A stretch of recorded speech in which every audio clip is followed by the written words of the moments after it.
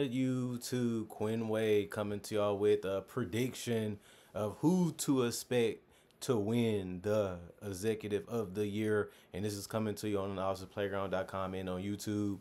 We're going to talk about the MVP of the back behind closed doors, making all the decision, making everything happen, making all these things make sense on the roster, and then applying a coach the talent that's needed to be able to win a championship. And six guys to me have really put themselves in a position in the organization in the position to possibly be more appreciated for the contributions they gave to the organization by putting the roster together. One of them was Nico Harrison, obviously for the Dallas Mavericks. He got Klay Thompson, and he got some good bench guys and some two-way players to apply to what Luka and Kyrie has built as a duo. And I like what I have seen from them making the NBA Finals. Some people still think they can get back there, and that's good to see because they was far from that, and they was actually able to compete, with some of the West Elite, and it was really surprising a lot of people based off how they played and how far they got. I know it was a little lopsided against the Celtics, so they went out there and got Luka and Kyrie more help. So next time they get there, they'll be more confident that they can get it done. Obviously, they matched up well against their superstars, and that's why you got to give credit to Brad Stevens for building a perfect roster for every single opponent in the NBA. They flew past everybody in the regular season, and they basically was untouched even in the NBA playoffs, not having no playoff scares, no moments to be scared of, and they was able to finish series very quickly. And you can say teams wasn't healthy. Well, the Celtics had their injuries too, but the Celtics was on a plan to finish off any doubt, and now they have to prove again that they're the best team and they're the best team built from any situation on any type of play on the court, offense or defense, or even when it's crunch time. They show that they can get it done basically against anybody, and they already look good in preseason still, and it's going to be very interesting to see what they do as they have not lost really anything talent wise this summer, and they basically bringing back the band together, and everybody has good positive vibes, and that's usually a dangerous thing for the opposition. So you got to give Brad Stevens a lot of credit for that, and you got to give Nico Harrison a lot of credit for making a Kyrie trade and putting a good team around him that's young and hungry, and still having veterans sprinkled into that lineup and on the bench, and they all play well together. It just they ran up against a better matchup and a better team, which happens. Only one team can be champion, and it's just good to be in that conversation. Just like Daryl Morey was able to do, losing James Aim Harden, the bearded one. He was a guy that they thought was the difference in them winning a championship and coming up short was what they continue to do even with James Harden. So they went out and got one of the best wings in the entire league, which is Paul George. This is a guy that can handle the ball, score at will, score off the dribble, score with the catch and shoot, get to the basket, get out in transition fast, long, lanky, can be a real difference maker for them. But look at the other things they did to their roster. Added more guards, added more ball handler, added more guys that can create shots and shoot the ball off the catch to this roster, and that's what they need. More guys that can score besides Joel Embiid, more guys that can handle, that can create shots for others.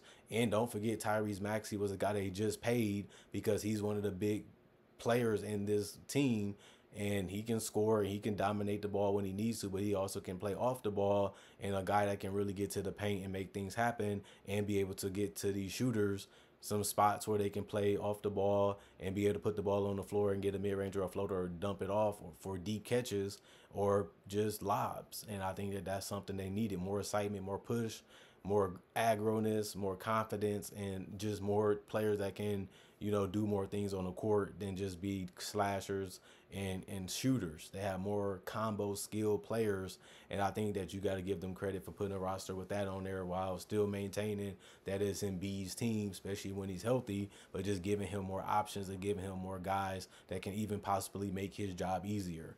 You got to give another guy, Monte McNair, credit for snatching up DeMar DeRozan. He's a guy that's one of the best closers in the game, a great facilitator for his position, a guy that's virtually unstoppable when his shot is going.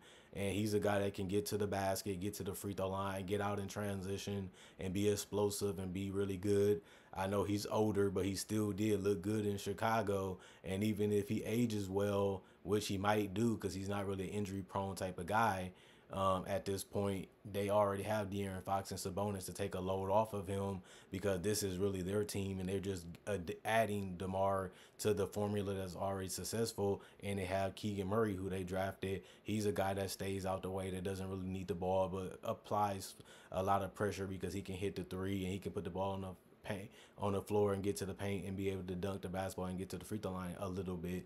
And DeMar DeRozan has shown that he can facilitate better, and he can use his ability to create his own shot or create chaos with his handles and his probing ability to get guys easy opportunities. So I think that that's what they needed, was that other guy that can really help De'Aaron Fox and Domantas Sabonis make easier decisions, more obvious decisions, or just score one-on-one, or when they have a great matchup, they don't really have to worry about, fearing the shot clock, because DeMar DeRozan can take care of that too, especially in the mid-range. David Griffin, you got to give him credit because he got one of the best 3-and-D guys in DeJounte Murray. I know he's not the greatest three-point shooter, but he can handle the ball and hit mid-ranges and hit floaters and get to the basket and get to the free throw line. But he's also a decent passer as a combo guard, and he plays well with CJ because they don't really have to worry about hurting each other game, because Zion is hopefully going to be healthy, and he was able to convince Zion to stay and take the extension.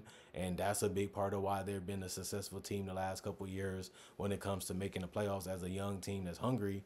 I think that Zion, if he's healthy and he plays well, especially with DeJounte Murray, playing some of that all-NBA defense hopefully again, and playing at an all-star level hopefully again, I think that this team gets much needed improvement at the perimeter play. And they still kept most of their main players, and they still got Alvarado. They locked him down. They still got Herb Jones. All these decisions is to keep this young up-and-coming team together and let them play together and figure it out. And that's what the Celtics did. That's what the Warriors did.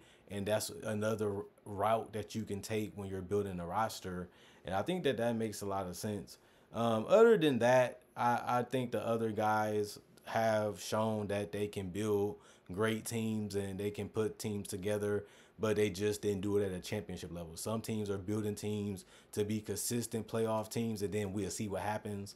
Some teams are going all in, like these guys, on trying to win a championship as fast as they can and just taking advantage of the opportunity of just having a chance to make the playoffs and trying to put a team together so where they can absolutely capture the thing, which is a championship. I think Brad Stevens, you got to put him in that conversation for just getting everybody back together and not trying to go too far. We got to reach and continue to reach.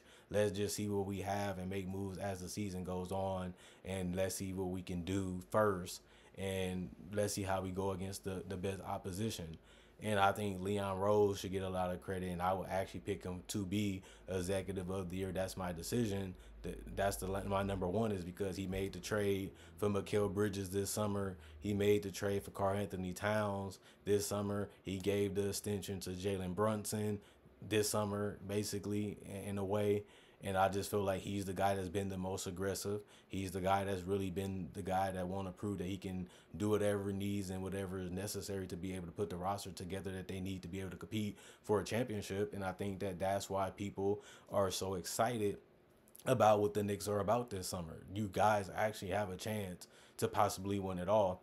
It's really you and the Celtics or Orlando or, Indiana or Cleveland or Philly. And you got all these teams, even Miami, in this conversation. Let's put ourselves in this conversation, which they did last year, but let's build upon that and put more talent on the floor and get guys that fit better, that play well together, that like each other, and that really doesn't get in each other's way. And let's still continue to believe in Tibbs as a coach who he hired. And it made sense, and they've been benefiting off that for a while. Now cash in on that while trying to put all your chips in and try to win the championship. And it makes sense. Like that's what all these guys are trying to do in their own way. He just did it in a way that's more convincing to the people because it just makes a lot of sense to put the type of roster that he put together, and the way that he did it makes sense too. And none of us are confused about it. None of us are wondering about it. Most of us are just excited to see what it's going to look like and how it's going to be, and if they can actually bring a championship back to New York, which they haven't really done since the 70s. But that's another reason why the Knicks have been the talk of the season, and it's because they made big moves all throughout the year, you know, for the last two seasons, and they really have revamped and remodeled and rebuilt their team. Other than that, I want to pick Leon Rose this year as Executive of the Year. Hope you guys enjoyed the video. Remember to comment, like, subscribe, and share, and hit the notification bell for more analysis. And if you're new to the channel, I have over 2,000 videos, so you do want to check those out too. That will help you get more NBA knowledge and more fun and things to do in your free time, as you can become a subscription guy on this channel. And on top of that, if you've been on the channel, this is just a reminder. It's still, remember, I upload frequently throughout the week, throughout the year, throughout the months, and I do upload multiple times in the day. So if you miss some content or miss some videos that you wanted to see or you might forgot, don't forget to check and don't forget to look, you know, later on throughout the day or after this video, so you don't miss out. Other than that, thanks for watching. I'll see you guys later.